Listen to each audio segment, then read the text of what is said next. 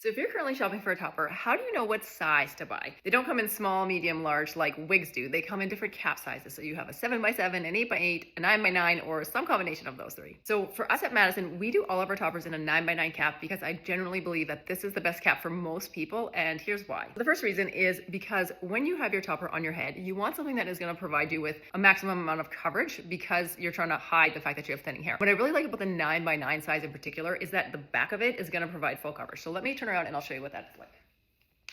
But if you go with a smaller cap size, then what's going to happen is some of your own hair might peek through a lot more. So if you have a different texture hair than what the topper is, or you have a different color hair than what the topper is, it's going to be far more noticeable. So when you go with a larger cap size, it's actually incredibly forgiving with the color matching. Because like even with my short hair, if I was to like comb this into that topper, it's not going to be even that obvious. So you can get away with a lot more when you have a bigger size topper. The second thing I like about the 9x9 topper compared to a much smaller cap is that you get more clips. So that means that A, you can either clip it in more for more security, or B, you could only clip in a few of the clips and actually just rotate through the clips throughout the week. So that way it just gives your hair a little bit of a rest from always being clipped in. And while we make our clips so that they're super comfortable and don't pull your hair, sometimes it is nice to just give your scalp a little bit of that rest. And finally, the last nice thing I love about this size is that it's still very, very possible to do a high ponytail. You can basically take your ponytail up to right about there because that's where the rim of the topper is going to be. As long as you're not looking to do like a ponytail way up here, then you're totally fine to still do all your ponytails that you would normally do with a topper. And the same is going to apply to our lace topper. Just keep in mind with our closed lace pieces, they are a little bit lighter. So while you're still going to get all that coverage in the back, it may not be quite as much as what you get with the silk topper, but that's more the reason to choose the larger size because it is going to mean you get at least enough coverage to cover your hair. With something smaller like a 7x7 or possibly even 8x8 lace topper, you might not find you get that coverage and you might find that color matching becomes incredibly critical. So if you've been considering getting a topper and are thinking about what size to buy, hopefully this helps give you some ideas which might be right for you.